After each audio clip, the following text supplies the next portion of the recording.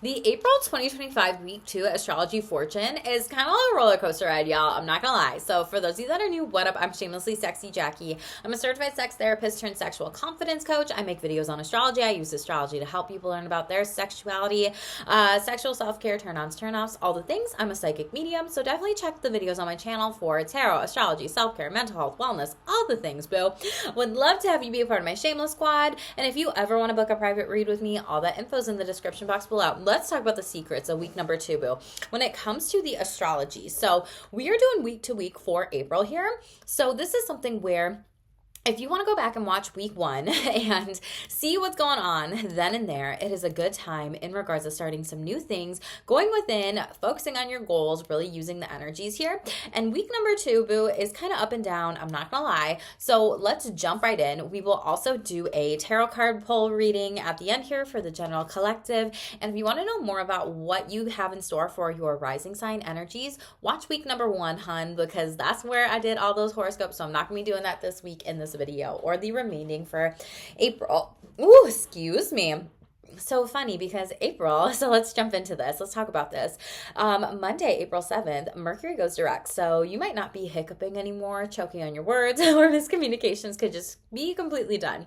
But this is a great day for love, y'all. We have some beautiful, gorgeous aspects and energies in the sky.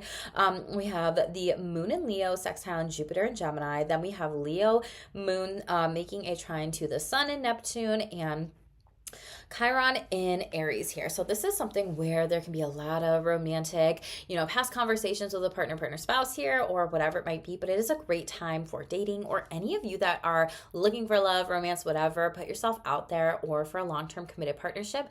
This is also a great day to get proposed or engaged. So if I just spilled beans, my bad. Act surprised, y'all here. Not be surprised if like the Hierophant or like 2 of Cups or like 10 of Cups or some sort of like Ace of Cups type of energy pops out, or the Lover's card, the tarot. I'll laugh if that happens.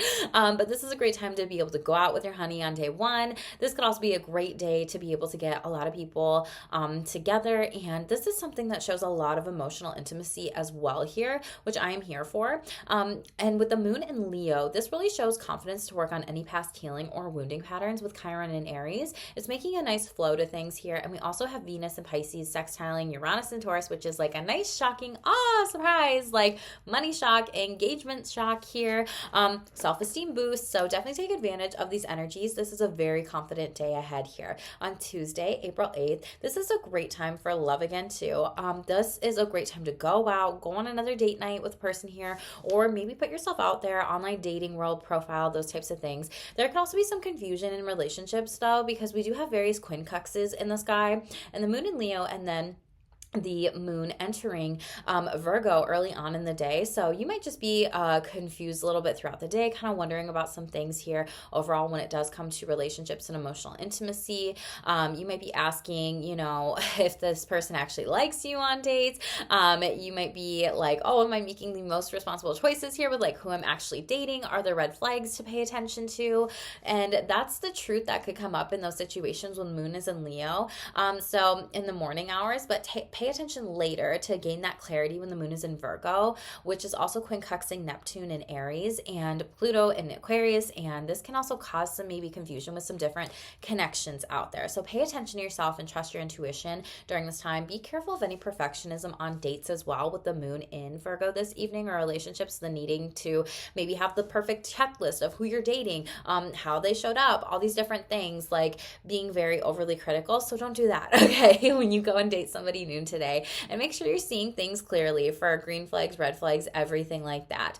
On Wednesday, April 9th, we do have some harsh aspects in the sky going on later on in the second half of the day. We have tension with growth and expansion with the moon in Virgo squaring Jupiter and Gemini. So it's frustrating, like it feels like a day where you can't really get all the things done that you really want to. So make sure you just focus on small tasks to get towards a big goal during this time. Take slow and steady progress throughout the day.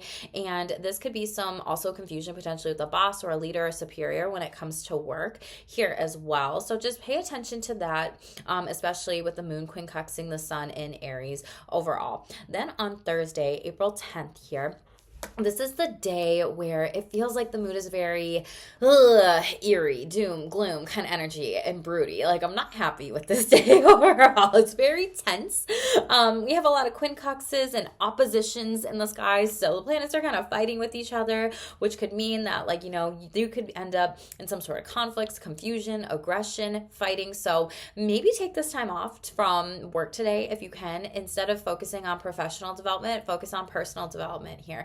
If you can use this as a training day, if you have to do different types of, therapists have to do like CEUs, whatever, if you have to do some sort of certification or something like that, or some sort of training for yourself in work, like maybe schedule that on this day to really avoid any type of like, unconstructive like fights that just don't need to maybe happen here. So work independently on career goals, because we do have a lot of oppositions in the sky, which can cause tension to other aspects. And we have the moon in Virgo, which is also showing an opposition to Venus in Pisces, Saturn in Pisces, and Mercury in Pisces. And this is a lot. So this is pay attention to anybody with work, relationships, love, and miscommunications that could come up with responsibilities here. This is very confusing energy. I am not here for it. Okay. On Friday, April 11th, this is a gorgeous day where early on in the morning we have the moon in Libra trining Pluto in Aquarius. So very air sign energy overall. So this is a great time for relationship connections, opportunities. There might be a lot of offers coming in. Come out and hang out with my friends. Come out, go on this group outing. Come out, go on this date, group event, whatever. So spontaneous moments are really ahead here. End the day early and play hooky if you want to. Go see friends. Really use this day to have fun, especially after like these past couple harsh days if you can here, but really take some time for yourself and be around supportive souls on this day here. On Saturday, April 10th, now is the time to really undergo any types of surgery or cosmetic procedures. With Venus going direct here, we were in retrograde, which is what I said in the last video. Now's the time more than ever to work on your relationship with love, money, self-esteem, sex, intimacy, pleasure, all the things, and to go inward. And it's never a bad time to work on yourself with these things. However, cosmetically, now's the time. Green light, go do all the things. Get that haircut or go get that tattoo you've been waiting for here overall. We do have a full moon on this day as well, so check out my full moon video.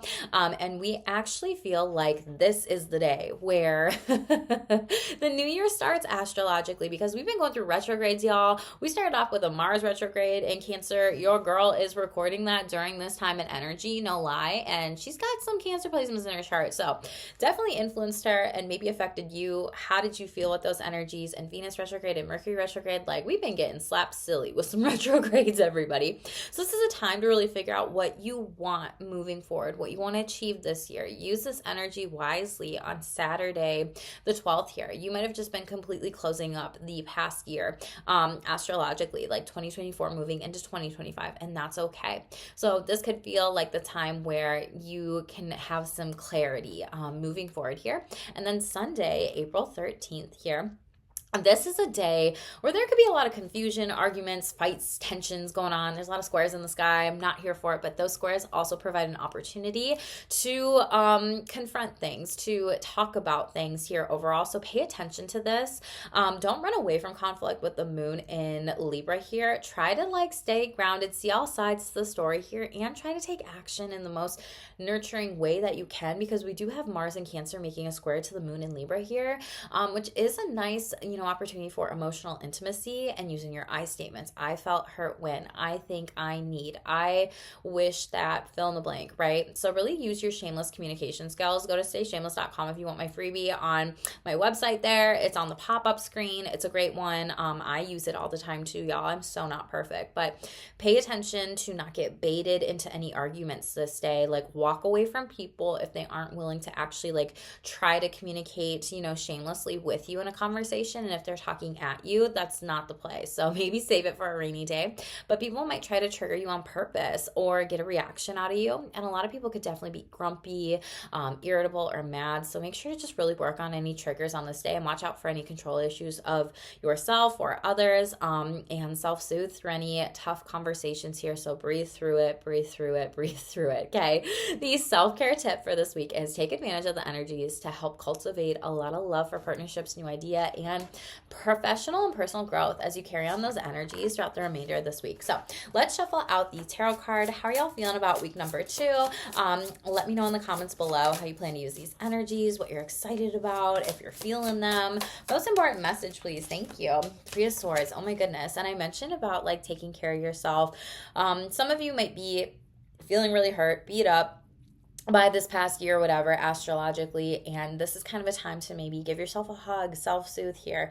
This might be a group of people trying to start an argument with you, fight you, triangulate you, put them in the middle of their shit, their drama, whatever. Don't do it. Really pull back your energies, give yourself a hug, cry a little bit, and if you do need to be working on anything for your overall wellness, and you definitely need help with that, always reach out to your resources, community, people, friendship, supports, or even a mentor that can kind of emotionally hold you to. Okay, so no shame on that self-care game. Yeah, Magician in the reverse. This is a time where you might need to pull back your energies from other people. We have Gemini, Virgo energy showing up here overall. Those could be in your chart here, but let me know about how you are feeling about these energies. Definitely drop me a heart in the comments below. It's completely free to like this video if you're here for it. Woo! Look at the sparkles. I had no idea I could do that, y'all. So shamelessly sparkly on my channel today. I just got this laptop, can you tell? But anyway, I would love to have you be a part of my shameless squad here. Definitely check out the other videos. Always feel free to reach out to me as a resource too. Know that I'm sending you lots of love, boo, and as always, stay tuned for more. Hit the like button, subscribe, help the channel grow, please. That helps me so much, and stay shameless.